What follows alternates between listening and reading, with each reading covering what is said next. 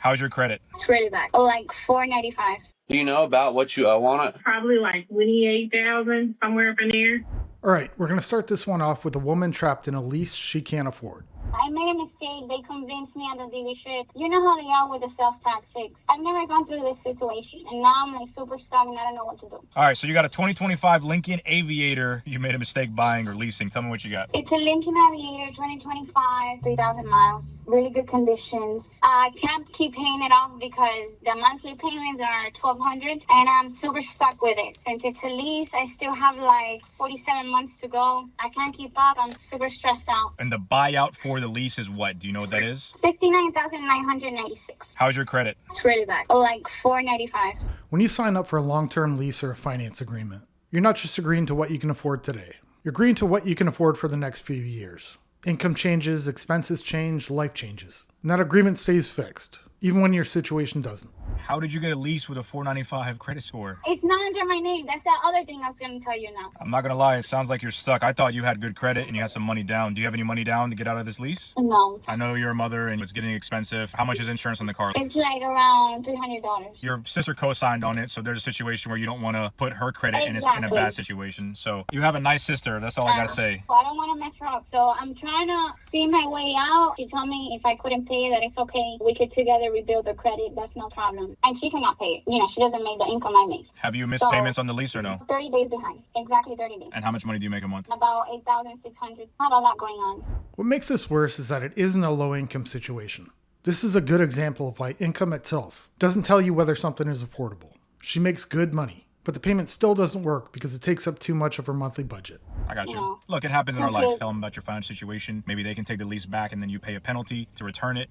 But unfortunately, in most cases, you're gonna have to pay the lease amount off. So if you have 4 years left at $1,200, you're gonna have to pay that $48,000, whatever that lease amount is. You're gonna have to pay that back before you can return the lease. Spoke to them already, Lincoln. I told them my situation. They told me it's up to me if I find somebody else to take over the lease or just voluntary repossess. If you're already 30 days late, I mean, time is of the essence. So you got to kind of figure out this answers. If not, just tell them to come pick it up. Then if your sister's okay with it, and you've told her that's gonna affect her credit. She can't buy a house. She can't buy a car. If she's okay with it, then the only way you're gonna get out of this, the quickest way is to call the bank and call the lease company and tell them to come pick it up. Yeah, thank you so much. I'll let you know. Thank you. Thank you so much. Talk soon. Her sister signed the deal. That means she's the one that's responsible for the payment, if it goes to a voluntary repo. And that's likely where it's heading. It doesn't hurt the caller, the missed payment, the repo. And whatever balance is left all hits the sister's credit. Help me get out of this truck I'm in. Okay, what kind of truck is it? It's a 2016 Chevy car. I currently have 102,000 miles on it. You still owe on it? Yeah, I do. I owe a lot on it. I know I'm upside down in it. What vehicle were you interested in moving on into? Preferably stay in the SUV if I can. Did you have any particular make or model you're trying to stay in, like Chevy, Toyota? Want to stay in the Chevy if I can. Let me tell you about the truck. Last week, it was stalling on me, and I found out that my transmission is messed up on it. Oh, no. Yeah, Do you know about what you owe on it? probably like 28,000, somewhere up in there. She owes $28,000 on a 2016 Chevy. Instead of fixing the problem she has, she wants to take on more debt. The transmission needs work. Yeah, that'll probably cost a few $1,000s, but that's a one-time hit. That's a lot better than locking yourself into a long-term loan you probably can't afford. Fixing the car buys you time. More debt takes options away. It's not running. No, sir. I mean, it'll start, but it ain't gonna stay started for long. Our best option will be it is worth something. We could get it towed up here and we'll just put it towards onto your next vehicle is the best thing we could do and just try. Okay. When will be a good time for you to come up here? I can come tomorrow if that's okay and have it towed to you tomorrow. You want to do it for 4 p.m. tomorrow? Mhm. I'll text you my business card and we'll just try our luck. All right. Thank you. Yes, ma'am. Thank you. This is just a bad move because she owes so much on the old car. Fixing the vehicle she has would have made more sense. A repair would have addressed the problem directly. Buying a new car just adds another obligation on top of the old one. Instead of dealing with one problem, she's choosing to carry two. we have a situation over here. We're trying to sell this 2015 BMW 6 Series. We're dealing with some bad credit, but we're still trying to make a deal happen like we do with every single customer. Let's see how far we can get with this. We have the strongest finance managers out there, and he's trying to see if he can put the deal together for us. We get a lot of these situations. I think we can either get more down or put them in a different car that's a little bit cheaper. So let's see how it goes. Mar, so what's the situation like right now? We have a customer that is at a roughly 588 credit score, and they only has $2,000 down. So the car he's shopping for is $32,000. So customer doesn't have 14 grand. So Okay. we have to do is switch him to a different year and give him more realistic expectations on purchasing today. Low credit and not a lot to put down. That's already a bad starting point. Somehow the answer is a $32,000 BMW. That doesn't line up. That's not a careful decision. That's reaching for something nicer than the situation allows.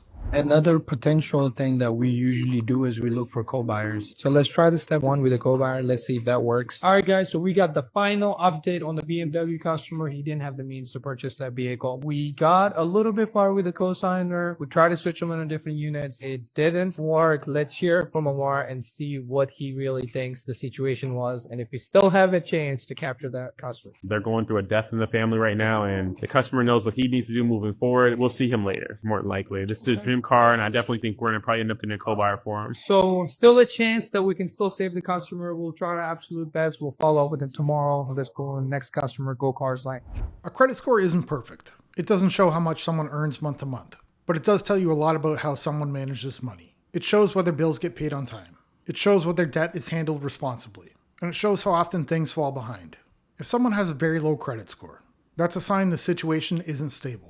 I keep seeing these videos of all these new cars with engine failures, and it's just shocking to me. This one actually made it to 10,000 miles. I mean, 10,000 miles. What more can you ask out of a new car than to get 10,000 miles out of it? It's just funny to me, though, having all these issues now. And for the Chevys and stuff, the GM product, like your Denali's, your Cadillacs, your Chevys, the engine's blowing up to me. It's all to get better fuel economy, and this thing's still only getting 14 miles a gallon. So we're getting these trucks now with the cylinder delete option, where they're just putting holes in the engine block.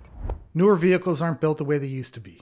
They look good. They have more screens and tech, but a lot of them aren't built to last. Cost cutting shows up in materials. It shows up in the components. And it shows up in reliability. All so that they save nothing, basically nothing.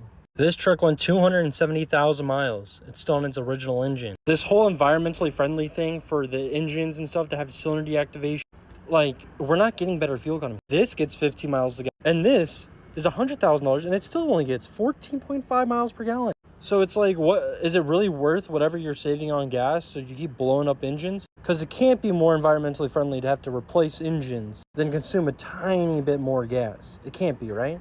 The price of new cars keep going up, but reliability hasn't moved with it. People are paying more than ever and getting less durability in return.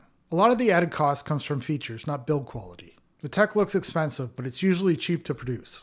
Meanwhile, corners get cut on materials and long-term durability. And that matters when you're committing to years of payments. So my Range Rover saga continues. As you can tell, I'm not in my 2024 Range Rover that's been in the shop 4 times. Now for the 5th time, because I was driving it the other day and all of a sudden it just shut off in the middle of the road while I was driving. And then the engine started shaking. So I was like, okay, this probably is something that needs to be looked at. So I brought it into the dealer. They called me the next day, a text message from Ms. Brooke at the Land Rover dealership. And she said, oh, the oil's just low. Like, we need to do it before we can test drive or do any tests on it. The oil needs to be changed. It's going to be $850.27. An $850 oil change on a broke down Range Rover. That's not even for the repair. That's the cost of choosing that vehicle. Every car comes with its own price to maintain. Some are cheap, some are expensive. And that information is available before you buy. Can you approve this so we can look at the car? I'm like, absolutely not, Brooke. So I text back and then I call her and I'm like, I got my oil change with you guys in July. And she's like, oh yeah, wait, no, we see that here. So I'm like, so why'd you tell me I needed an oil change, Brooke? Then they told me that there's codes for an engine lean, whatever that means, and the engine was shaking. And I'm like, this is a new car. It has 9,000 miles on it. Doesn't make any sense to me. Anywho, they said they had to keep it over the weekend. So now I had to rent a car, beautiful car, by the way, because I think I might have to go back to Mercedes. Because this Range Rover, I need a lemon law. If you guys know a good lemon law attorney, hit me up. Luxury doesn't automatically mean reliable. Luxury badge doesn't guarantee fewer problems. It usually means more complexity, more systems, more things that can go wrong. You get nicer materials and more features, but that doesn't translate to long-term dependability. Tell me, Oliver, how much debt do you currently have? Zero. No payments in the world? Nothing. Is that like a UK thing, or is it debt not as big a deal there? I went to Edinburgh in the UK, what's called a degree apprenticeship, which is basically like 5 years of university, but your company pays for it, so it's all funded. Company pays for it? What kind of company? What kind of work do you do? Construction. So do you plan on going into debt, or are you like, I avoid debt at all costs? No, avoid debt at all costs. Where did that mentality come from? Parents, I suppose. Yeah, they didn't. To be fair, they weren't university educated either. So, to be fair, university over in the UK is a lot cheaper than what it is here. Having his school paid for is definitely a head start. There's no question about that. But the more important part is his attitude toward debt. He doesn't see it as normal. He doesn't want it. And that mindset matters more in the long run than any single advantage. How much debt do you currently have? None. Is this just a thing? Like, anytime I talk to someone who's from across the pond, they're like, no, we don't, debt is weird over there. Obviously, I'm still young, but like, I don't pay anything monthly. I try and pay it all off, you know. Then I don't owe anyone anything, you know. It's just... No car payment, no credit card debt, no student loan debt. No, I didn't go to university. What are you doing? I'm a mechanic, but I box as well. Well, I don't know what it's like over here, but where we are, you know, these people go to university and college, and they come out with these high-end degrees, but they got no jobs. They you know, nothing, no experience, yeah? A lot of people go to college and spend a fortune doing it. They take on loans thinking it'll all work out later. Then they graduate and find out the jobs aren't there, or the pay isn't anywhere near what they expected. So the debt shows up immediately, but the opportunities don't. That's how people end up starting their adult life already behind. Not because they didn't work hard, but because the cost didn't match the outcome.